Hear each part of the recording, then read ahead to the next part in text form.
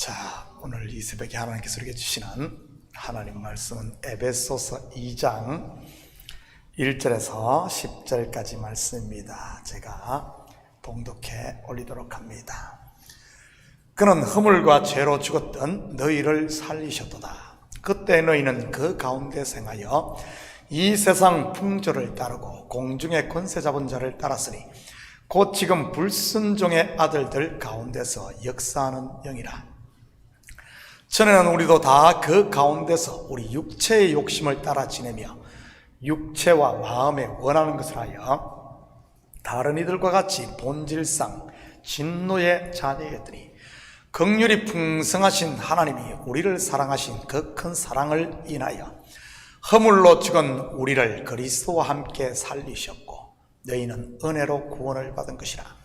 또 함께 일으키사 그리스도 예수 안에서 함께 하늘에 앉히시니 이는 그리스도 예수 안에서 우리에게 자비하심으로써 그 은혜의 지극히 풍성함을 오는 여러 세대에 나타내려 하심이라. 너희는 그 은혜에 의하여 믿음으로 말미암아 구원을 받았으니 이것은 너희에게서 난 것이 아니요 하나님의 선물이라. 행위에서 난 것이 아니니 이는 누구든지 자랑하지 못하게 함이라. 우리는 그가 만드신 바라 그리스도 예수 안에서 선한 일을 위하여 지으심을 받은 자니 이 일은 하나님이 전에 예비하사 우리로 그 가운데서 행하게 하려 하심이니라. 아멘. 좋은 아침입니다. 오늘 본문 또한 헬라어 원어로 보면 1절부터 10절까지 한 문장으로 되어 있습니다. 무슨 의미겠습니까? 단숨에 썼다는 말 아니겠어요? 저도 설교 준비를 할 때 그런 경우들이 있거든요. 생각이 꼬리에 꼬리를 물고 계속 이어지는 경우 말이지요. 그럴 때는 설교 준비가 말 그대로 순식간에 됩니다. 언제 그러는 줄 아십니까? 성령이 제 마음과 생각을 강하게 사로잡을 때인 것입니다.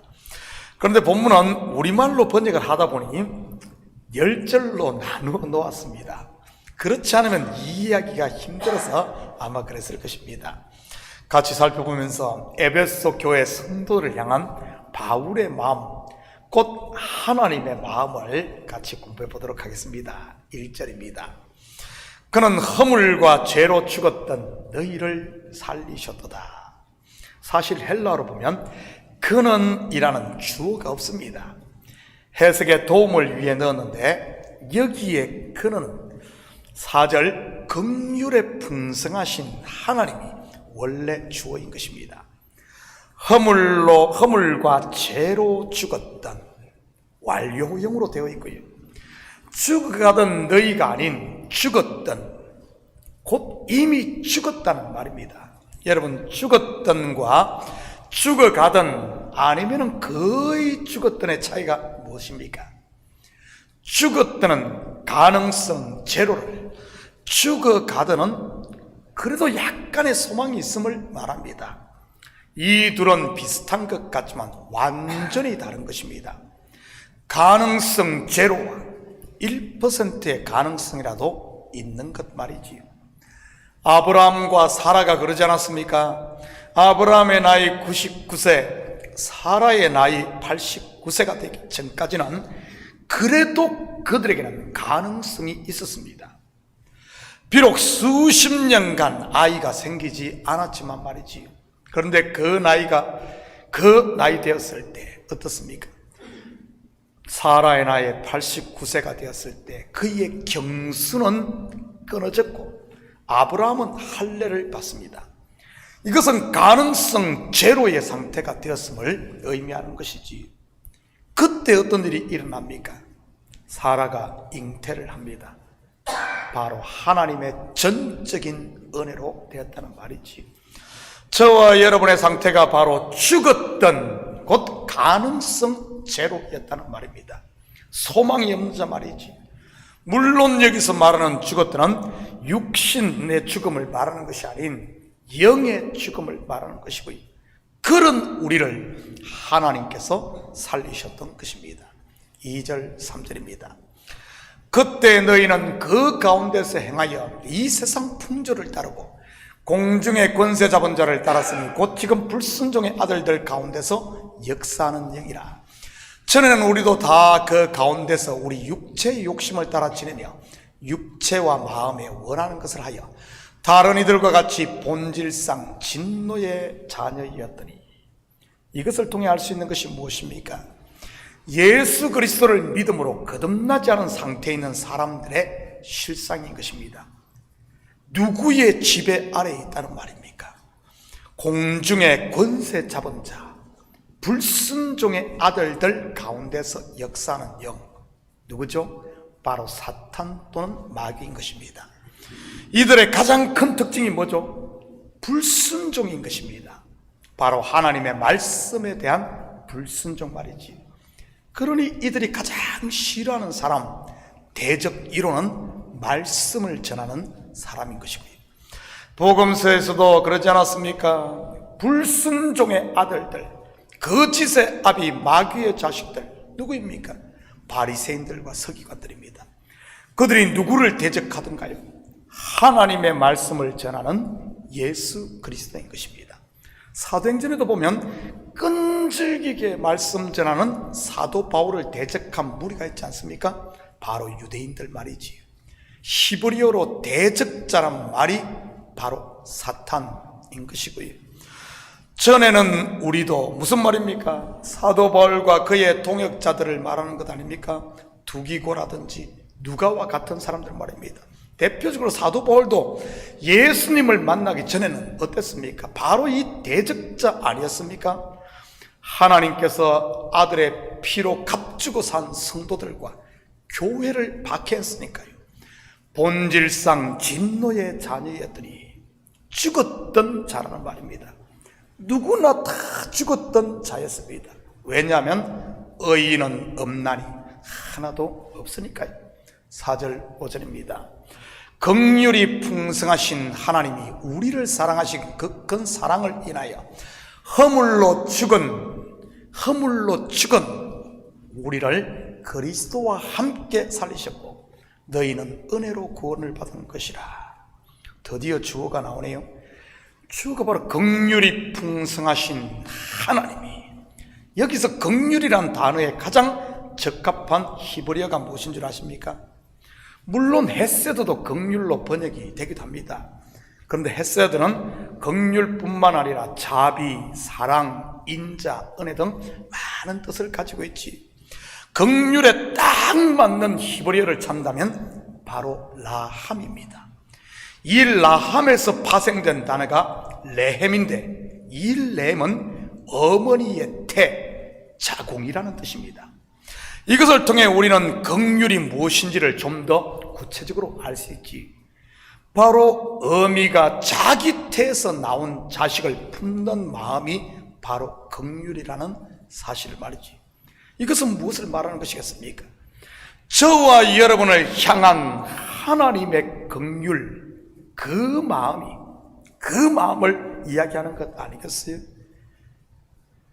어미가 그 자기 태에서 나온 자식을 아끼는, 불쌍히 여기는 그 마음이 죽었던 우리를 살렸다는 말입니다. 집 나간 둘째 아들을 향한 아버지의 레헴, 긍휼의 그 마음, 바로 이 레헴이 아들의 마음을 움직인 것이지. 그 아들에게 이 아비의 마음이 전달되었기에 땅 끝에서 돌아온 것이고요. 지가 잘나서 돌아온 것이 아니라 말이지. 그 둘째 아들이 바로 저와 여러분이었던 것이고요. 그래서 구원을 은혜라고 하는 것입니다. 그런데 어떻게 살리셨습니까? 그리스도와 함께 살리셨고, in Christ, 그리스도 안에서인 것입니다. 6절 7절입니다.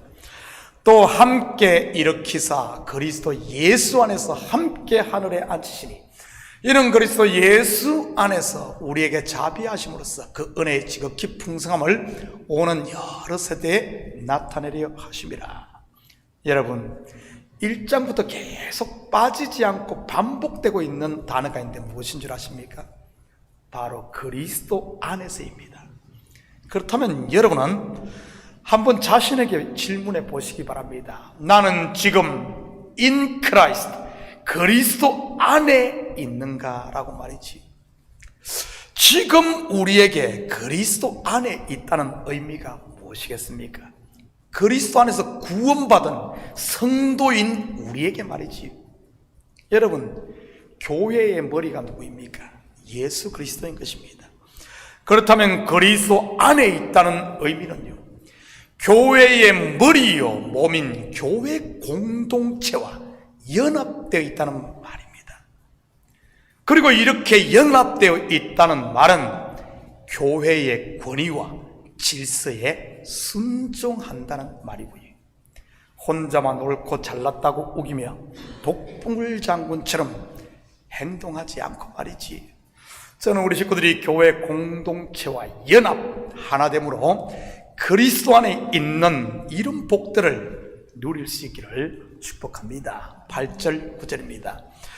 너희는 그 은혜에 의하여 믿음으로 말미암아 구원을 받았으니 이것은 너희에게서 난 것이 아니요 하나님의 선물이라. 행위에서 난 것이 아니니 이는 누구든지 자랑하지 못하게 함이라. 여러분은 교회에서 신앙생활하는 데 있어서 가장 힘든 것이 무엇입니까? 사람들과의 관계 속에서 부딪히는 것 아닙니까? 나보다 잘난 사람을 보면 시기와 질투가 나고, 내가 어떤 일을 했는데 알아주지 않으면 서운하고, 높아지고 싶은데 높여주지 않아 열받고 말이지. 그리고 말 때문에 상처들을 많이 받기도 하고, 내가 하고 싶은 것은 하지 못하게 하고, 내가 하기 싫은 것은 자꾸 시키는 이런 것들 아닙니까? 그런데 이런 것들을 어떻게 극복합니까? 죽으면 죽으리라 하면 내 뜻을 관철시킴으로 극복합니까?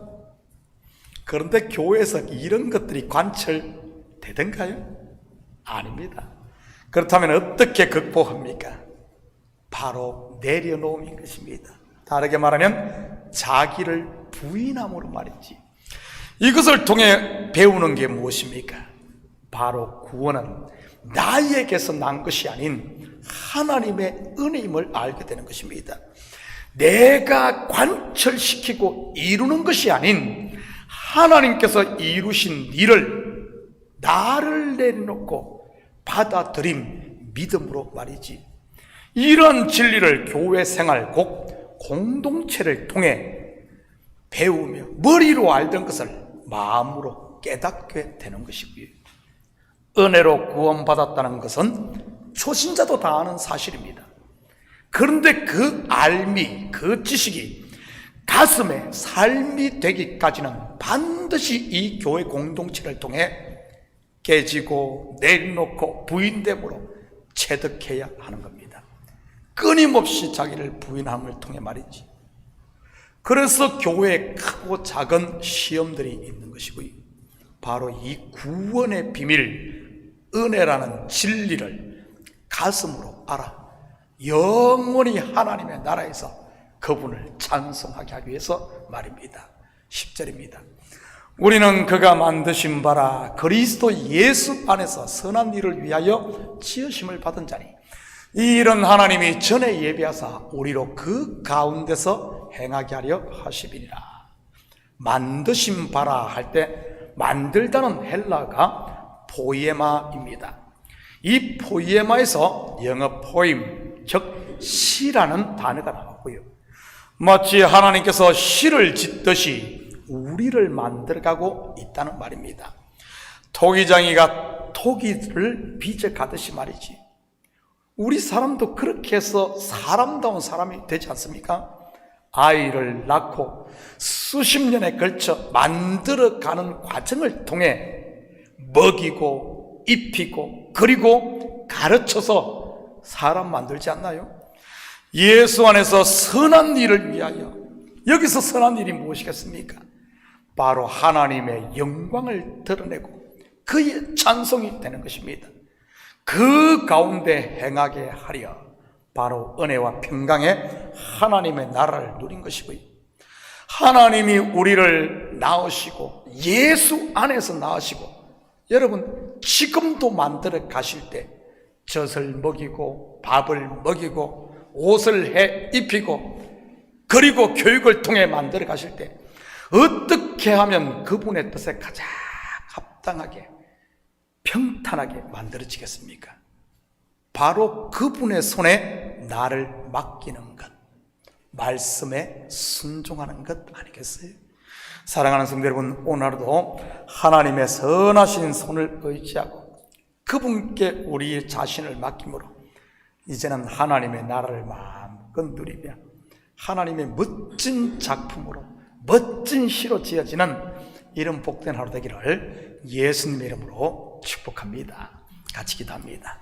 사랑의 아버지 하나님, 참으로 감사를 드립니다.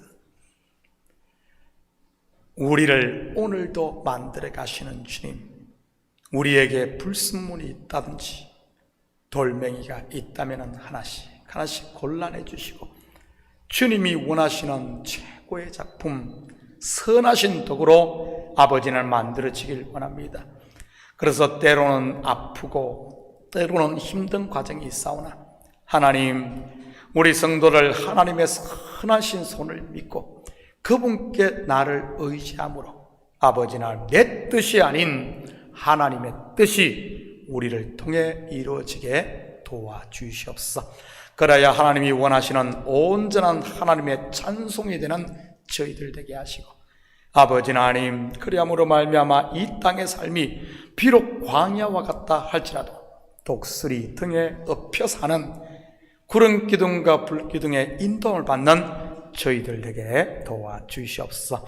이 새벽도 우리의 마음을 주님 앞에 드릴 때마다 아버지 하나님, 주님의 그 사랑의 마음, 어머니의 마음을 아버지 하나님 배우게 하시고 아버지는 그 마음을 알아 우리가 쥐고 있던 것을 놓을 수 있는, 그리하여 은혜와 평강의 하나님의 나라를 누리는 시간 되게 도와주시옵소서.